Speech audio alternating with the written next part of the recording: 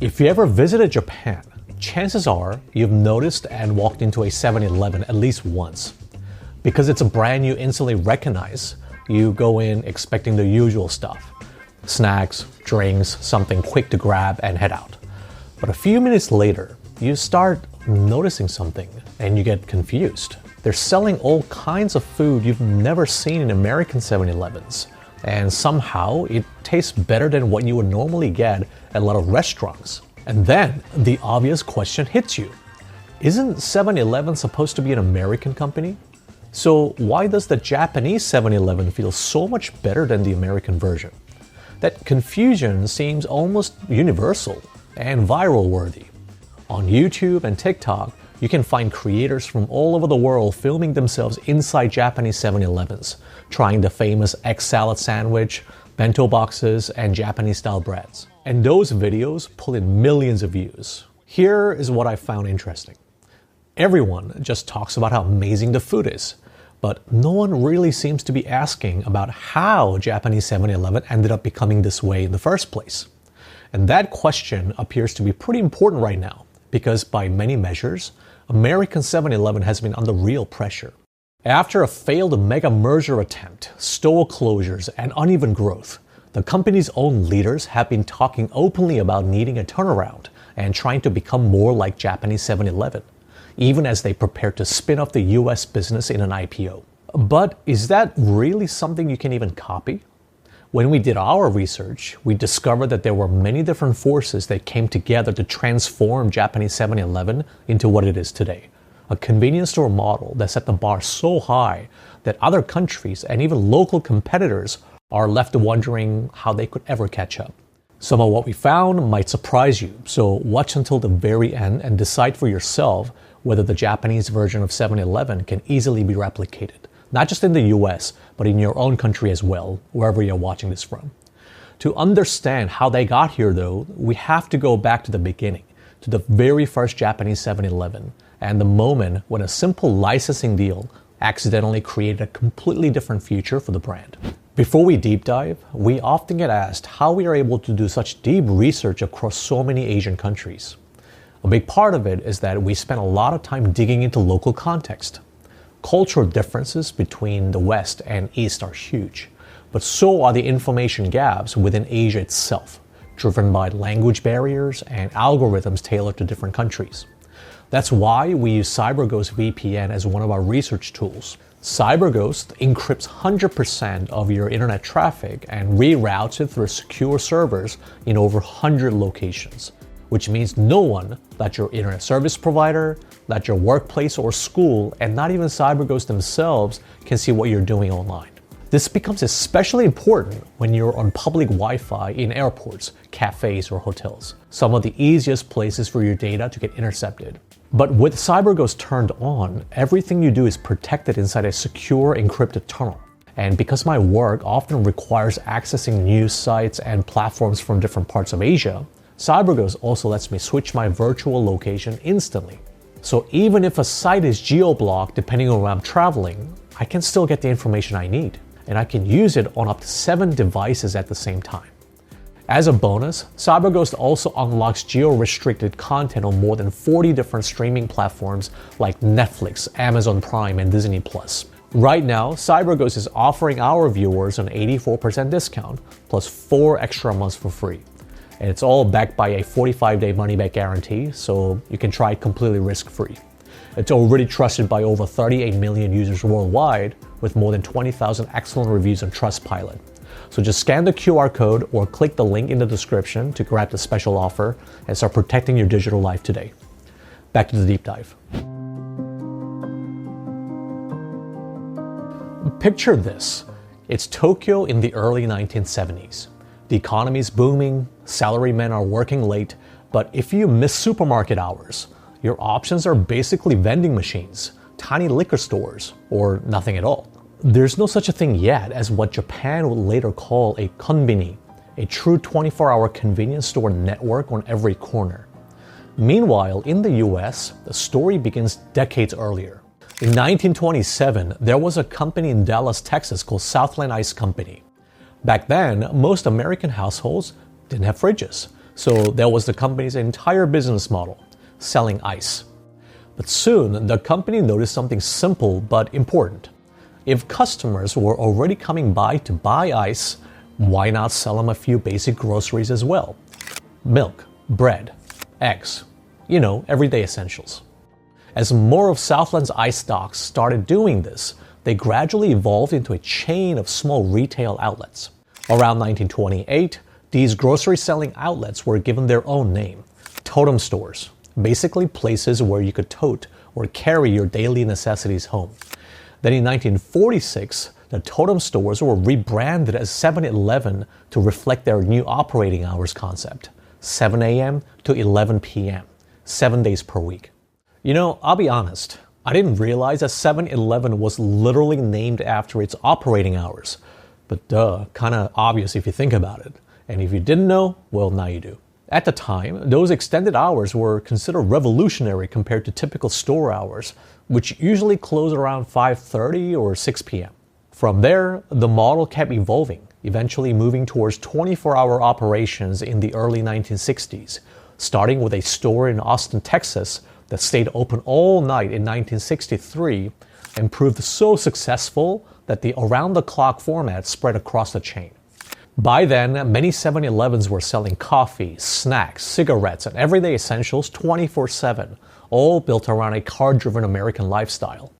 So when a Japanese retail executive named Masatoshi Ito, who ran a fast-growing supermarket chain called Ito-Yokado, visited the United States in the early 1970s and saw the 7-Eleven model firsthand, he was struck by how different it felt from traditional Japanese retail. To him, it revealed a huge gap back home and a major opportunity. In 1973, Ito-Yokado signed a licensing and area franchise agreement with the Southland Corporation, the U.S. owner of 7-Eleven, and in November that year, created a dedicated subsidiary called York 7 Co. Limited. The deal gave York 7, which would later be renamed 7-Eleven Japan, the exclusive right to develop and operate 7-Eleven stores in Japan.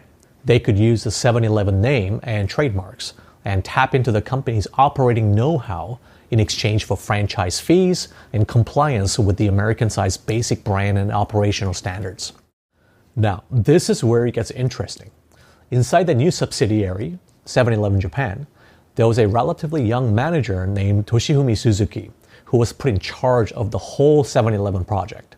No one knew it at the time, but he would go on to become the first president of 7-Eleven Japan and later chairman and CEO of the whole Ito-Yokado group, which would eventually be renamed as 7&I Holdings, with the I coming from Ito-Yokado.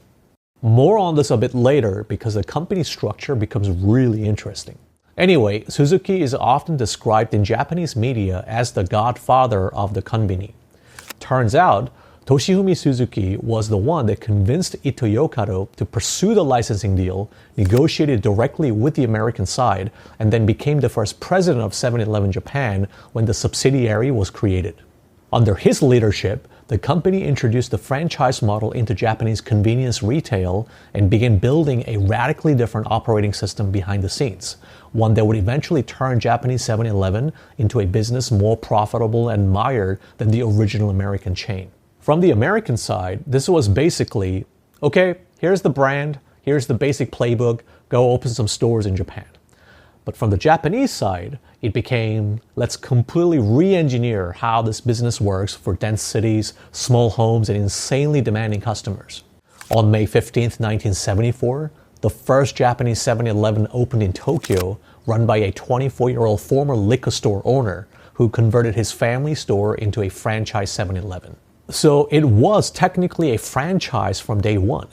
The Japan headquarters supplied the brand, systems, and logistics, while the store owner, the franchisee, ran the shop on a revenue-sharing basis. We can get into how the franchise agreement itself differs in Japan from the American model a bit later, but it's not an exaggeration to say that 7-Eleven stores exploded across Japan. And they didn't spread randomly, they spread in clusters. Instead of building big, expensive new stores from scratch everywhere, 7-Eleven Japan mostly converted existing neighborhood shops into franchise 7-Elevens. A lot of them were small, family-run liquor stores and general shops on good locations that were already part of the community. Headquarters brought the brand, the standardized store layout, and the supply network. The local owner brought the building and the right to use the site, whether they owned the land outright or leased it, plus their knowledge of the neighborhood. For many struggling shop owners, turning into a 7-Eleven was basically a lifeline. That's one of the big reasons 7-Eleven Japan could scale so quickly. They didn't have to gamble on totally new sites. They were upgrading corners that already had foot traffic, then surrounding them with more stores in the same area, so deliveries, promotions, and brand awareness all became more efficient. By 1980, just 6 years after that first Tokyo store opened, 7-Eleven Japan already had over 1,000 stores nationwide. By 1983, they had more than 2,000. And by then, 7-Eleven was well on its way to becoming a household name in Japan. And of course, with that kind of success comes competition. Lawson entered the Japanese market in the mid-1970s, opening its first convenience store in Osaka Prefecture in 1975, only about a year after 7-Eleven's debut. Family Mart grew out of the Seiyu supermarket group in the late 1970s and began rolling out its own franchise-based convenience model in the early 1980s, quickly expanding in both urban and suburban areas. So by the mid-1980s, you already had 3 major players racing to grab the best street corners and insert themselves into people's daily routines. Breakfast on the way to the train, lunch near the office, late-night snacks on the way home. And among those 3, 7-Eleven was leading in both store count and sales per store. From there, the numbers just kept climbing. 7-Eleven Japan passed 10,000 domestic stores in 2003. Today, there are over 21,000 7-Eleven stores in Japan alone, almost a quarter of all 7-Eleven stores in the world. Remember Ito-Yokado, the parent company that brought the 7-Eleven brand to Japan and also one of the biggest supermarket chains in the country? Ito-Yokado was supposed to be the main business, with 7-Eleven Japan just a new experiment in convenience retail sitting underneath it. But it was increasingly becoming obvious where the real growth and profits were actually coming from. The convenience retail market was killing it. Meanwhile, back in the United States, the original parent company of American 7-Eleven, Southland Corporation, had run into serious trouble. After aggressive expansion and mounting debt, Southland filed for bankruptcy in 1987. To keep the company afloat, Ito-Yokado and 7-Eleven Japan stepped in as part of the restructuring. And by 1991, the Japanese side controlled roughly 70% of the American 7-Eleven business. Fast forward to 2005, seeing that 7-Eleven Japan had become the group's clear growth engine, Ito-Yokado reorganized itself into a holding company called 7&I Holdings, placing 7-Eleven Japan, Ito-Yokado Supermarkets, and Denny's Japan under one umbrella. Oh yeah, Ito-Yokado, or more specifically, Toshifumi Suzuki, the godfather of the konbini and the CEO of 7-Eleven Japan, had also been responsible for bringing Denny's to Japan in the early 1970s, around the same period he pushed to bring in 7-Eleven. Here's the ironic part. Around the same time in 2005, as 7&I Holdings was being formed in Japan, the group also increased its stake in the US business, by then already renamed from Southland Corporation to 7-Eleven Inc., from 70% to 100%. In other words, they went from majority owner to full owner. That move made the American 7-Eleven company a wholly owned subsidiary of the Japanese group under the 7&I Holdings umbrella. So the licensee in Japan that originally just borrowed the American brand eventually became the global parent of the original American chain. The fact that the whole 7-Eleven brand is now effectively owned and controlled by a Japanese conglomerate rather than a US company is something I had no idea about until I looked it up. But suddenly, it feels a lot more credible when you hear the American 7-Eleven saying that they want to be more like the Japanese 7-Eleven. On paper, they might actually be able to pull it off because the Japanese side is literally calling the shots at the corporate level. But the real question is, can they really copy the Japanese model in the US, or are there deeper structural and maybe cultural forces that just cannot be replicated? Let's take a closer look. Okay, so let's just list out what makes the Japanese 7-Eleven so much better than the American 7-Eleven. First of all, the food is amazing. Shelves are constantly stocked with fresh bentos, sandwiches, onigiri rice balls, and salads delivered several times a day, many of them made locally and replaced within hours rather than days.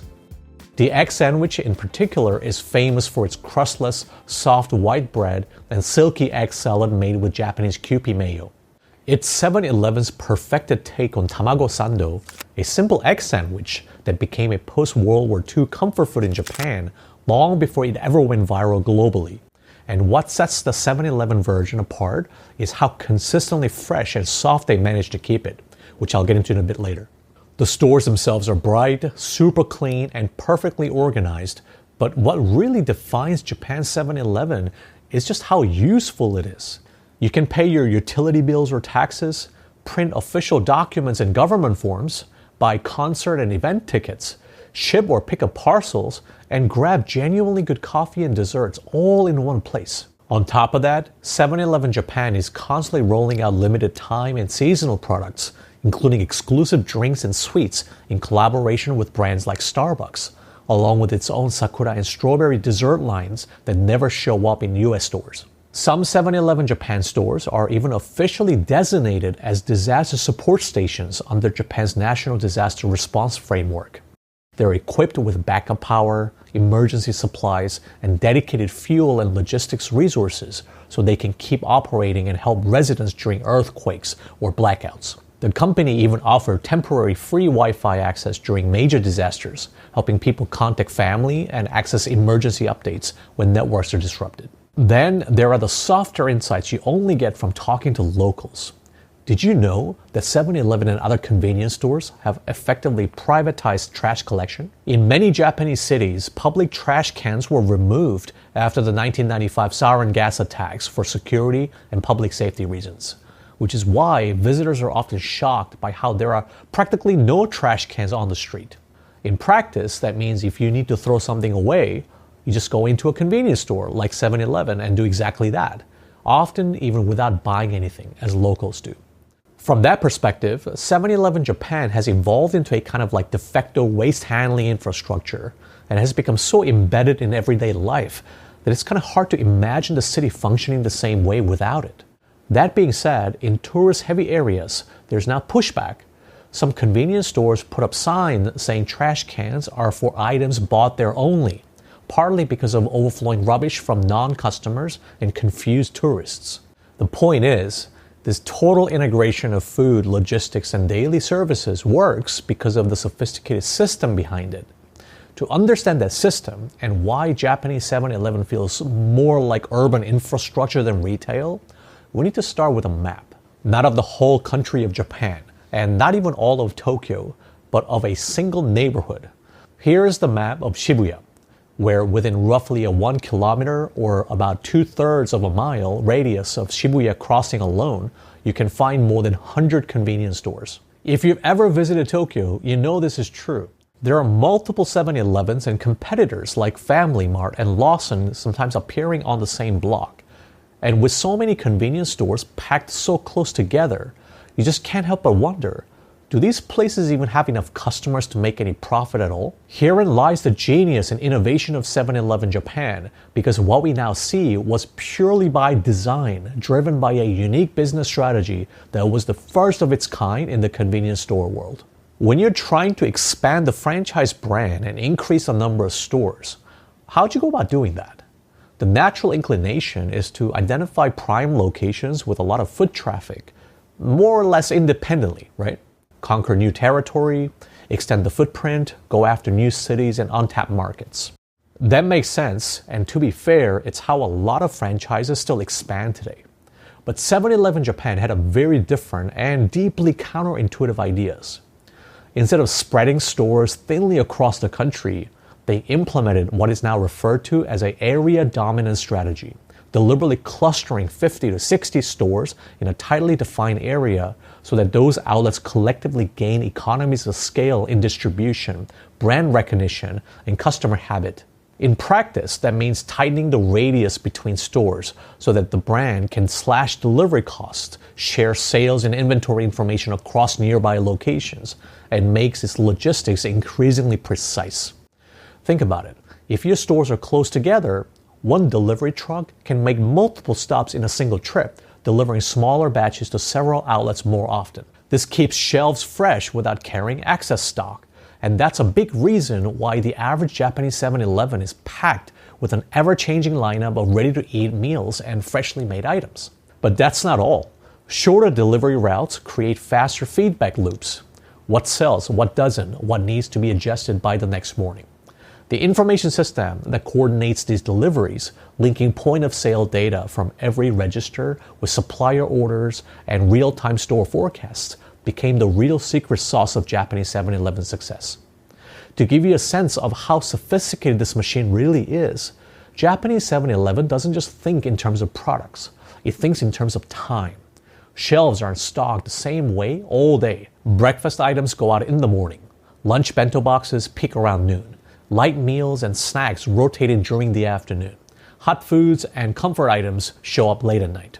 In some stores, the same shelf space will hold completely different products 3 or 4 times in a single day. That's why the food feels so fresh even though space is limited. The store isn't even trying to sell everything to everyone at once. It's trying to sell the right thing to the right customer at the right hour. This time-based rotation also keeps waste low because products are designed and delivered with very specific selling windows in mind. That constant rotation also allows Japanese 7-Elevens to carry fewer products than you might expect. Instead of endlessly adding more items and clustering the store, 7-Eleven Japan deliberately limits how many products each location carries at any given time.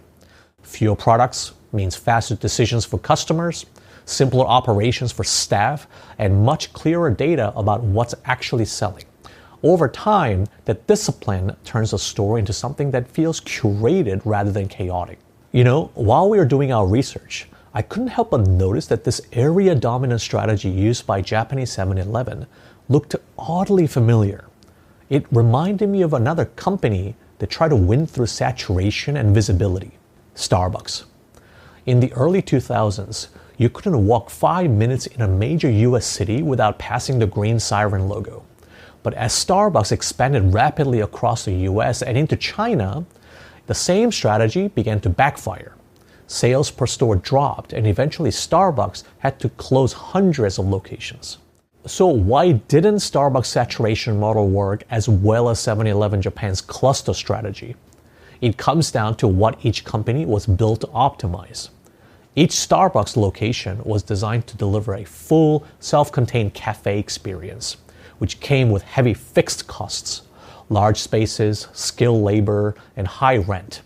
Sure, Starbucks could capture some minor logistical efficiencies by shipping beans and pastries on shorter routes, but those savings were negligible compared to the massive in-store expenses, especially when nearby cafes started splitting the same customer pool. In other words, Starbucks' density created more overhead than opportunity. Each Japanese 7-Eleven, on the other hand, runs lean. Most stores are compact, employ only a few staff members, and plug directly into the same centralized logistics and data system. The closer the stores sit, the more those shared routes and distribution networks pay off. Deliveries get cheaper, and shelf restocking becomes faster. In short, for 7-Eleven, clustering compounds efficiency. For Starbucks, density only amplifies overhead. So hopefully by now, you understand how Japanese 7-Eleven manages to keep those egg sandwiches always so fresh and fully stocked. Like it's this living, learning supply chain disguised as a convenience store network. And now that 7-Eleven Japan is layering AI onto its data platform for things like product planning and store operations, its ability to predict what each neighborhood will want is getting sharper every year. Now comes the billion-dollar question. Could this Japanese version of 7-Eleven actually work in the US? And if there's a fighting chance, what would it take to make it work? Right now, the struggle is real for 7-Eleven Inc., the American 7-Eleven that by now you should recognize as the North American subsidiary of 7-Eleven Japan. Recent results show that growth in the US has fallen short of expectations, with the company citing inflation and weaker consumer demand for discretionary snacks and high-margin prepared foods. Unlike Japan, the US 7-Eleven business is also heavily dependent on gasoline sales, a reliance that grew even deeper after the $21 billion acquisition of Speedway, a major gas station chain, in 2021. This means US 7-Eleven earnings are now highly exposed to lower fuel margins and volatile oil prices. So against that backdrop, efforts are underway for US stores to replicate the Japanese fresh food model. But that raises a more fundamental question. Is Japanese-style 7-Eleven clustering even possible in the United States? The kind of setup where a single delivery truck can loop through a dozen stores in one short run, all within a few miles?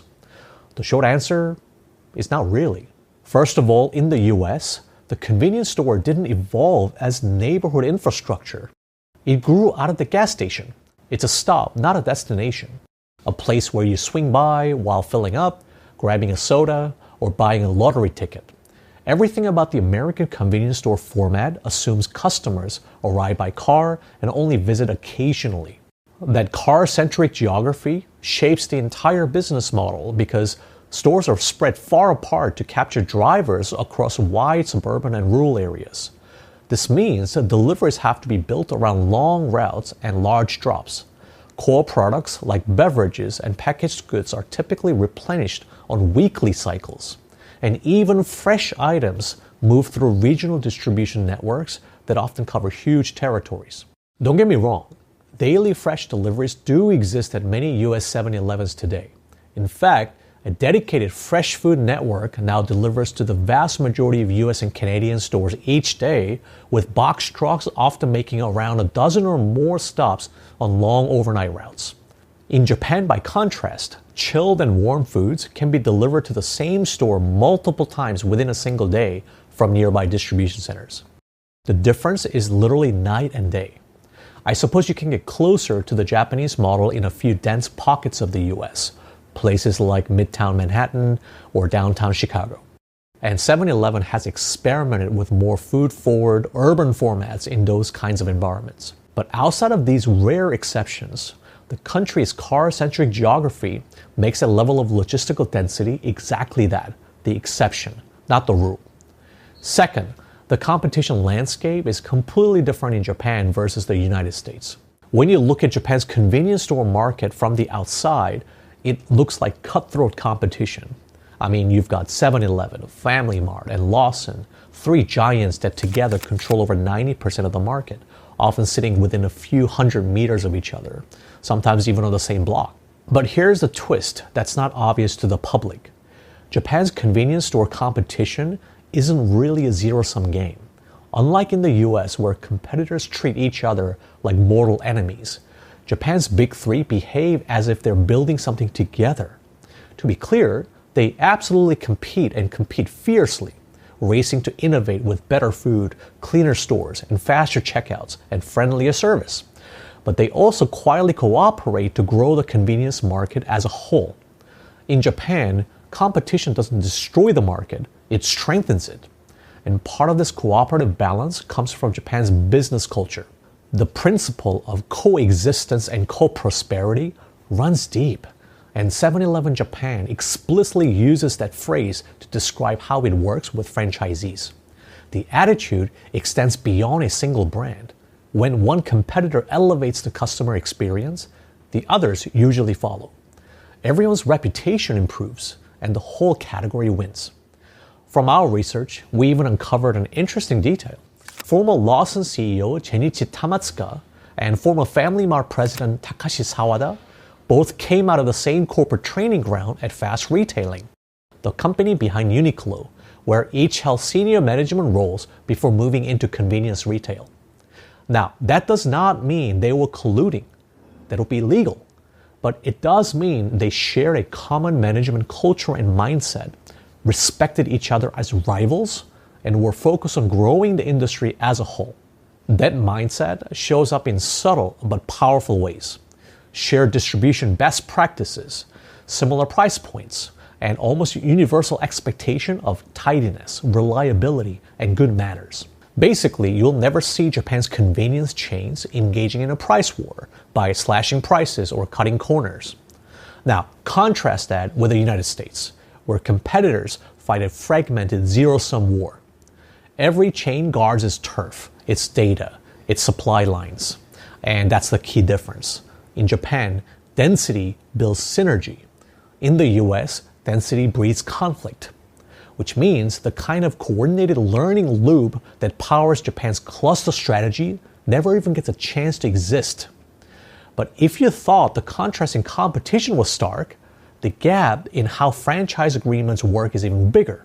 On the Japan side, the franchise contract is explicitly designed to bind each store into the wider system, not to leave it operating as a lone wolf. 7-Eleven Japan uses a simplified gross profit sharing model.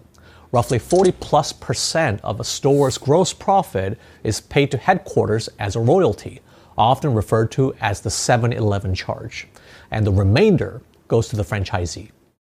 On the US side, however, the entire system sits on a different foundation. Franchise and employment laws are built to protect local franchisees' independence, and culturally, operators see themselves as entrepreneurs first. Hey, I'm my own boss. I know this shop best, and HQ shouldn't micromanage me. That makes it extremely hard to roll out a Japanese-style agreement where headquarters tightly control pricing and or operations in exchange for deep profit sharing. You might get a few willing partners in a very specific urban markets, but doing that at scale across the US would be very hard. It would still be considered a franchise in legal terms, but it wouldn't feel like a typical American franchise relationship, and it would require far stronger upside for franchisees in exchange for giving up so much operational freedom. Can you see the pattern here? What's missing from much of the mainstream coverage of this debate is culture, and that cultural difference is reflected even in the labor model. In Japan, convenience stores are built around a large, flexible pool of part-time workers, students, retirees, and increasingly foreign workers from Southeast Asia, who are willing to work short shifts, follow standardized procedures, and rotate tasks throughout the day. Training is tightly structured, expectations are clear, and while turnover isn't low, it is predictable and manageable. That makes it far easier to run stores with frequent food preparation, constant shelf rotation, and late night or 24-hour operations without blowing up labor costs. In much of the US, by contrast, convenience stores operate in a far tighter labor market. Wages are higher, staff turnover is more unpredictable, and staffing shortages routinely force stores to reduce hours, limit food offerings, or shut down kitchens entirely. Even if you imported Japan's logistics, data systems, and menu, you would still be trying to execute them with a labor model that is less flexible, more expensive, and far harder to standardize at scale. But to top all of this off, once you zoom out, there's this much broader pattern emerging that goes beyond franchise contracts and competition or even labor market. In Japan, the whole system is layered on top of a high-trust, high-compliance society. People tend to follow rules, public spaces are respected, and there's strong social pressure not to make trouble for everyone else. That environment makes it far easier to run 24-hour unmanned or lightly staffed stores, keep aisles spotless, and stock shelved with ready-to-eat items without constantly worrying about shoplifting, vandalism, or drug use in the bathroom. In much of the US, operators have to plan for security cameras, locked cases from theft, loitering, and sometimes serious safety issues as part of the basic operating reality. So even if you imported the Japanese system, you would still be dropping them into a society where trust in strangers is a lot lower, social norms are more flexible to say the least, and the cost of guarding the store, both physically and psychologically, is significantly higher. I just want to make it clear. That does not make one country good and the other bad. But it does mean that the Japanese 7-Eleven model depends on a certain level of public trust and order that you cannot simply overcome with a better sandwich. In the end, it remains to be seen just how successful the American 7-Eleven's transition towards a more Japanese-style model will be. The upside is real. Better food, smarter logistics, and tighter use of data can absolutely make the US chain more resilient. But for that to work, leadership will have to really take into account everything underneath the surface of Japan's 7-Eleven success. The geography, the franchise incentives, the competitive norms, and the level of social trust. It's also worth noting that even the Japanese 7-Eleven model is no longer running on easy mode. As Japan's population shrinks and ages, the same profit-sharing structure that worked so beautifully is now increasingly leading to scenarios where headquarters can stay profitable while individual franchisees struggle with longer hours, rising labor costs, and thinner margins. Franchise groups and journalists in Japan have already highlighted hidden losses for store owners, fights over 24-hour operations, and cases where the fixed royalty formulas make it very difficult to keep up with rising costs. On top of that, Japanese customer expectations keep rising. People now want healthier options, digital payments, parcel pickup, and on-demand delivery, all from a tiny store that is supposed to be spotless, safe, and open late. That puts more pressure on staff, on systems, and on franchisees' already thin margins. Experiments with unmanned or semi-manned formats may ease labor pressure in some locations, sure. But they introduce new headaches around technology liability and the loss of the human convenient hospitality that made the format so beloved in the first place. So if there is a lesson here for American 7-Eleven, it's probably not that the US should try to become Japan's 7-Eleven. It can't. Japanese 7-Eleven didn't succeed by copy-pasting the American model. It succeeded by rebuilding the business from the ground up for Japan's own realities and constraints. And that may be exactly what the US operation needs to do now. Not by importing egg sandwiches or bento boxes, but by designing an American system that borrows a spirit of what worked in Japan. I'm talking about tight feedback loops, aligned incentives, and respect for both the neighborhood and competition, while being brutally honest about the constraints of US geography, labor and franchise laws, and culture. If American 7-Eleven can do that, it has a shot at becoming the best version of itself on its own terms, creating a genuine win for customers, franchisees, and the brand at the same time. If you found this video insightful and felt like you learned something new, be sure to subscribe to Asian Boss and let us know in the comments which part you agree or disagree with. By the way, don't forget to click on the link in the description to get the special discount CyberGhost VPN is offering. Again, I just want you to protect your data, and this app will do exactly that while you browse and also give you full access to all the blog content on the internet for only $2 a month. So check it out. You know, it's not easy to do all this deep research, especially because we're not franchise law or convenience industry experts. But that's exactly why we try to interview locals as much as we can and take our fact-checking seriously. That's also why sharing this video and engaging with our content really matters. Because the more support we get, the more we are able to go out there and do even deeper, more thorough research. Speaking of more engagement, I just want to hear from you. Not just through comments. I actually want to talk to you and ask questions. So I'm just going to throw out a topic because I'm genuinely curious about this. Japan has this infamous salaryman culture where everyone works crazy hours and goes drinking afterwards, right? At least that's the stereotype. I'm wondering if that culture is changing or has already changed. So if you have any experience working in Japan, even as a foreigner or student, I want to hear from you. We are selectively inviting a small group of people to take part in a live stream discussion. If you feel comfortable showing your face and speaking English, and you have relevant personal experience, stories, or insights to share with a global audience on Japanese work culture, you should apply so we can brainstorm and fact check for our next explainer video. If this sounds like something you'd like to participate in, just fill out the form in the description and submit a short video introduction of yourself. Just speak directly to the camera in selfie mode like this, and keep it simple. Tell us who you are and why you think your perspective would add value to this conversation. I'll personally review every submission, and we'll only move forward with this live stream format if we find participants who genuinely bring insight to the topic. Of course, I'm Stephen Park. Thank you for watching all the way until the end. And as always, stay curious.